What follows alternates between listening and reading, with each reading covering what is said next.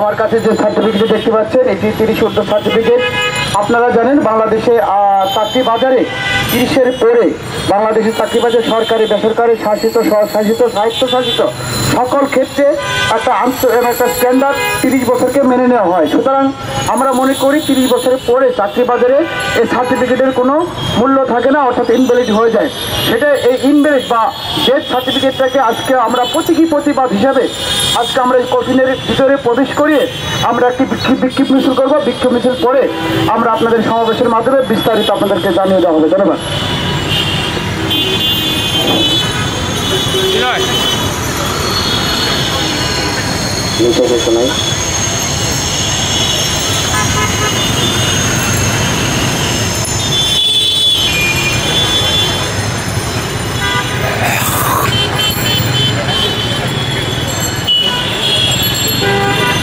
ধন্যবাদ।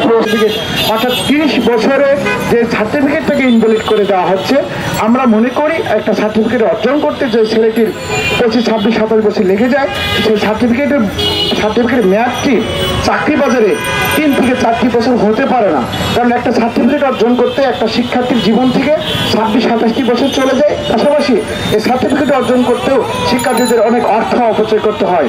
এই অর্থ এবং সময় দুটোকে ব্যয় করে যখন একটা শিক্ষার্থী 27-28 বছরে একটা সার্টিফিকেট অর্জন করে, সেই সার্টিফিকেটটি যখন চাকরি বাজারে প্রবেশ করতে যায় 30-এর ক্ষেত্রে এই সার্টিফিকেটের উপরে আর ভ্যালিডিটি বা মেয়াদ থাকে না। তখন শিক্ষার্থী হতাশাগ্রস্ত হয়ে যায়, নানা রকমের অসামাজিক বা নানা রকমের সমাজের রাষ্ট্রবিরোধী কাজের সাথে তারা সম্পৃক্ত হয়ে যায়। প্রিয় শিক্ষার্থী ভাই বোনেরা, আমরা মনে করি আজকের এই 30 সার্টিফিকেটটিকে আমরা মনে করি সরকারের কাছে যেটি চাকরিতে প্রবেশের বয়সীমাটি মিনিমাম অন্তত আন্তর্জাতিক স্ট্যান্ডার্ড অনুসারে 35 করে দিলে আমরা মনে করি এই যে সময়টা, সেই সময়টা আমরা নিজেকে যোগ্য করে সরকারের যে চাকরির যে প্রবেশের জায়গাগুলো রয়েছে সেখানে নিজেকে যোগ্য করে আমরা প্রবেশ করার সুযোগটি পাবো। আমরা এখানে বলছি না যে আমার সার্টিফিকেট বয়স বাড়াইলেই আমাকে চাকরি হয়ে যায়, বিষয়টা এরকম না। আমাকে যোগ্য করে তোলার একটা সুযোগ পাচ্ছি, আমি নিজেকে আরেকজনের সাথে কম্পিটিশন করার একটা সুযোগ চাচ্ছি।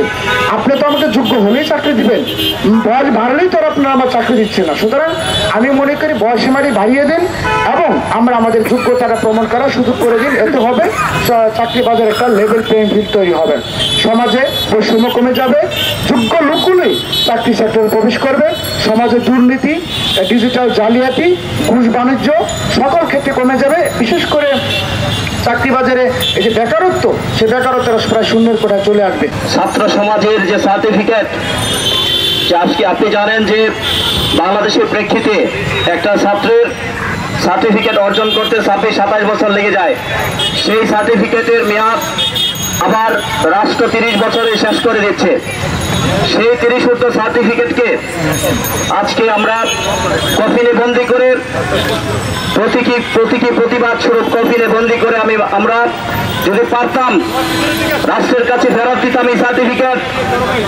শিক্ষার্থীরা আজকে কষ্ট অর্জিত এই সার্টিফিকেট শিক্ষার্থীরা যদি পারত এই সার্টিফিকেটকে রাষ্ট্রের কাছে জমা দিত, কিন্তু দুঃখের বিষয় রাষ্ট্র কর্ণপাত করছে না। আজকে বছরের পর বছর শিক্ষার্থীরা যখন দাবিটি নিয়ে রাজপথে অনড় অবস্থানে রয়েছে, তখন আজ পর্যন্ত কোনো সদুত্তর দিচ্ছে না রাষ্ট্র। রাষ্ট্রের আচরণ ক্রমশই অ্যাগ্রেসিভ হয়ে যাচ্ছে, এটা কোনো ক্রমে কাম্য নয়। একটা কল্যাণমূলক রাষ্ট্রের আচরণ সবসময় জনগণের কল্যাণে হবে। জনগণ কি চায়, রাষ্ট্রের মানুষ কি চায়, সেটাকে প্রাধান্য দেওয়া উচিত বলে আমরা মনে করি। একটা মানুষের, একটা ছাত্রের, শিক্ষার্থীর কষ্টের অর্জিত সার্টিফিকেট, সে কি পরিমাণ কষ্ট পাইলে পরে আজকে তার সার্টিফিকেট কফিন বন্দি করবে এবং এটা নিয়ে মিছিল করবে, আপনারা অনুধাবন করতে পারছেন।